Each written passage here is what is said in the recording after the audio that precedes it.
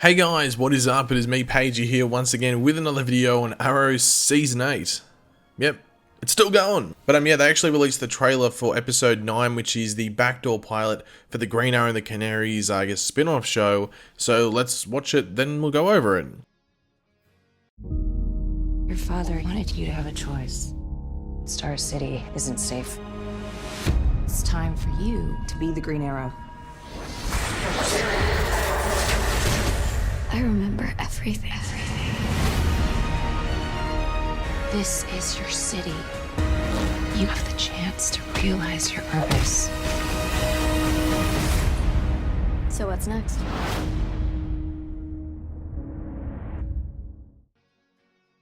So of course, we just had Crisis go down and it's completely changed it. We are actually now in the post-Crisis reality. So I will be referencing to pre-Crisis, so get used to that in the future of all the Arrowverse stuff. You'll be referencing post-Crisis and pre-Crisis, which could get annoying, but it's going to be needed. But yeah, so we saw the Earth get rewritten, or like the multiverse get rebirthed, if you want to call it. But of course, in the Arrow episodes before, we'd seen Mia come back to the present. Obviously, I wasn't the biggest fan of it, sorry, like it was obviously just pure setup for this stuff, didn't really serve much of a purpose outside of that, but it's pretty much all been leading up to this, I guess you could say, so there is a lot riding on this. I don't know if the producers knew that at the time, because of maybe the, I guess, it's like discourse, and I guess like not the uproar, but definitely like the not the biggest fan of like certain things happening with the kids coming back, so they might not have known that at the time. So it'll be interesting to see how this episode plays out. We'll talk about it throughout the trailer breakdown. But of course, we will quickly go over the synopsis before going through the breakdown of the trailer. But of course, throughout the video, be sure to let me know your various opinions on this trailer. Does it get you interested in the spin-off show, even though it's just a backdoor part and things could change? Do you love it? Are you in the middle? You're like, oh, I'll wait and see, or do you completely hate it?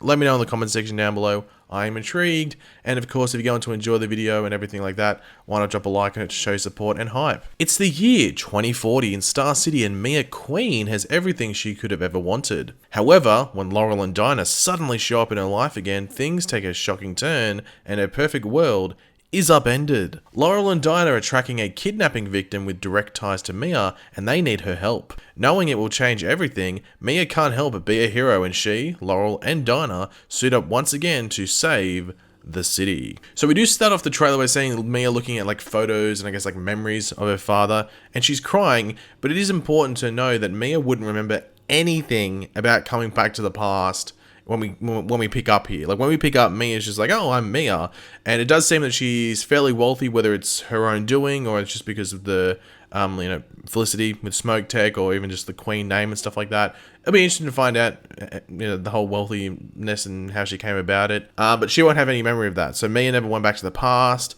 never did anything of that, because Monitor wouldn't have brought her back because there was no need to. Like as we've seen, like Lila never became Harbinger and everything like that, and that was the whole point of them coming back, to sort of help with that. So this scene should be just after she finds out what went down pre-Crisis. So it'll be interesting to see, like, I guess, the reaction to that. Now we do see Laurel getting off a bike. Possibly in the future. It is going to be interesting to see whether Laurel and Dinah are just in the future when we pick up in this episode, or whether we see them time travel, where we see them get it'll be interesting to see how they time travel, because one thing that was sort of not made clear on the Flash, but sort of brought up in the Flash, is that like sort of the signs of everything has changed. But I'm guessing time travel can still easily happen. It's more multiverse travel. But yeah, it'll be interesting to see whether we just pick up with them in the future and they just say, oh yeah, there's this device that we use, and they just reference it, or we actually see them do it. So yeah, because they weren't both placed here post-Crisis, at least Dinah wasn't, because we saw Dinah in part 5 in present day fighting in that final stuff. So yeah, now Deathstroke or the Deathstroke gang are still a threat. Now John Diggle Jr., from what we know, Charlie Barnett, the actor who played him in the beginning of this season, is in this episode as well. When they were filming this episode, he did like an interview at the time. I think it was for another show or something else, but they asked him about Arrow, and he said, yeah, that he was filming this backdoor pilot. But surely he won't be Deathstroke. Like, surely he wouldn't be a Deathstroke. Like, enough should have changed to the point where he doesn't go down that route. Like, I'd be very surprised if he's still Deathstroke, but they might do like a bait and switch, or maybe they make you believe that, and Mia has the memories of him actually being the leader of the Deathstroke gang, and then it's someone else. Like, I don't think they could make it Connor Hawke. I don't know if they'd go down that route though. I don't know if they'd do the whole twist thing there where like one brother became the other's role, if that makes sense. I don't know, we'll have to wait and see what they do there. Now, this is going to bring up a lot of talk, especially if they don't... We'll talk about it anyway. So we have Laurel and her magic ring. I'm going to call it the magic ring, which gives Mia all of the pre-crisis memories she had involving the future as well that she was in before, as well as coming back to present day, training with her father, and most likely some of the events of crisis, maybe seeing her dad die, and then maybe the resurrection process as well, which does connect back to that opening shot with her, like, you know, I guess like almost mourning over her father again. I'm interested to see like how quickly they just jump into everything, like when Mia gets her memories back. But we do have to go back to that magic ring, Laurel's magic ring. That's what we're going to call it. Hopefully that is explained properly. I'm not asking for a 10-minute dedication scene because that would be ridiculous. Honestly, I'd hate if they just spent 10 minutes breaking down the goddamn ring. But just an explanation as to why it makes sense, because Martian Manhunter gave people their memories back of pre-crisis, and that's a very specific ability, so you would think that maybe someone smart in the past made this device, whether it be Cisco or maybe Felicity made it, someone that like would be willing to give it to Laurel. Like it wouldn't be too surprising if Felicity had a hand in it all, like the Felicity in the past, or where Mia's still a baby, if she did it, like, I'm intrigued to see how they explain it, because it's a bit random. Like, when I saw it, I was like, oh, because I thought what we're going to get in this episode was a completely different Mia. Like, a completely different Mia that might have still been trained, but maybe a bit less experienced than the one we had, earlier this season. But they're just going to make it that, oh no, it's the same. It's not the same, but the same, because she's given all the memories and the abilities back. So I'm sort of surprised they did that. Is anyone else surprised that they would do that? I thought they might have changed her a bit, especially because she wasn't necessarily a loved character. So they might have been able to do a bit of a refresh. I don't know. I'm surprised they did this, but let me know what you think about it. But in regards to Felicity, is she in this future, or is she already gone off with the Monitor? Even though the Monitor, it's sort of confusing, this whole thing with Felicity, because will the Monitor even be there? But I guess, I don't know, it's sort of confusing. Anyway, it'll be interesting to see if she's here or if she has, gone away by this point. But yeah, we do see Mia suiting up as the Green Arrow. This is a new suit. It's the same body. It's the exact same body, but now she has a hood and a mask on. Once again, if they stay in the future, I guess she'll need the hood and the mask, but if they come back to present day, she probably won't need them, I guess. Anyway, I don't know. But we see her suiting up. She's in like a watchtower sort of area. You can see in the background. I guess there's a bit of like a Birds of Prey reference, I'm guessing. I guess if they wouldn't do a Birds of Prey show if she was Green Arrow, like she'd have to be, I guess, Black Star, which is another debate whether the show should be Black Star and the Canaries or something. But anyway, I'm not going to get into that debate because we'd be here for 50 minutes. Now, we do see a group shot of Laurel, Dinah, and Mia as they are about to fight some goons. A lot of the shots here with them three are really good. Even like the promo images and stuff, they all look good. They shot this episode, well, at least they did a lot of the promo images at least very well. They made the three ladies look very, very cool.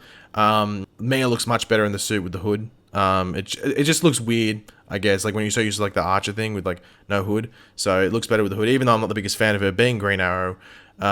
Still looks good in the suit. Now, they seem to be protecting this girl here who, according to promo images and like the crediting, is named Bianca Bertinelli, as in, the same family as Huntress. The Bertinelli, I guess, almost a crime family. Now, will she join the team? Is she like going to be the new Huntress, or will they set her up for future adventures with this group potentially? Or is she someone random, or is that a cover name? I'm intrigued because there was little known about this crossover until we got the promo images. This spin-off, until we got the promo images. So I'm intrigued to see what they do there with that character. But in regards to other characters like William, Connor, Zoe, Sarah Diggle, I think Connor, the guy that plays Connor, confirmed he's in this episode. No clue about William or Zoe or even like an older Sarah Diggle, but technically they should be there, especially if we do get like a good version of John Diggle Jr. We should get a Sarah Diggle as well. Especially like Sarah Diggle would be like around the same age as William. No, she wouldn't. She'd be younger, but like I guess she'd be closer to William's age than obviously Mia. Well, again, the Sarah Diggle looks like she's a bit older than... Anyway, I'm getting confused here. Let's not go on about ages. But Connor's in this episode, apparently. I don't know about the other three. So it'll be interesting to see what goes on there, whether they do show up or they're referenced or anything like that. Now, I guess the big question is, will they stay in the future or travel back to the past at the end of this episode? Like, where would the story be set going forward? Like, honestly, it's a real flip of the coin. It's a real flip of the coin. Like, the future stuff could be expensive to do. But traveling back, I think then, like, if she's gonna have the Green Arrow mantle, keep it in the future. I think it's a bit silly to make a big hoopla about the whole Green Arrow thing, and then someone just shows up in present days taking over that role straight after Oliver's passed. So I think just to not anger fans, because I know people will be angry. I know I'd be very annoyed if Mia was in present day and was just going around as Green Arrow. I think the safest way to do it, so people weren't too angry at the show and you can still enjoy it, is to keep it in the future. The biggest issue is then with like Laurel and Dinah, would they just give their lives to stay in the future? That's the big question there. So they got like a hard decision, I think, to make where to set it. I'm sure they've already made up the decision, because I guess the end of this episode will decide that.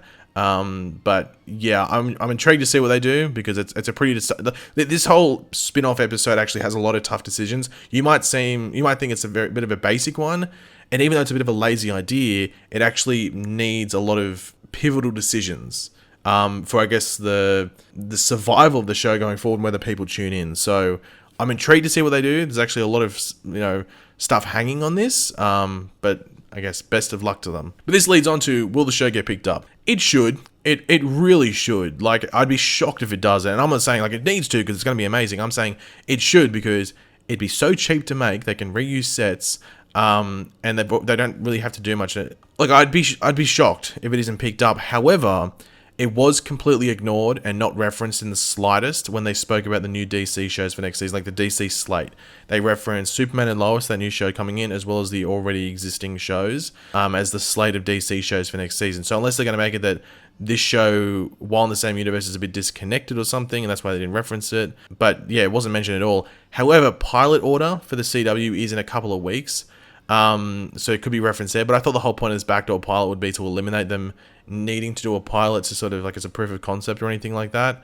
So maybe I'm just going to assume they are waiting for this episode to air, to get the response, about it. But like, even if it's bad or boring or just average and nothing to lose yourself over and stuff like that, I'd be shocked if it isn't picked up. Like, Stan Twitter will probably get the show over the line and get it made. Like, no doubt in the world. Like, if it doesn't get picked up, I'd be shocked.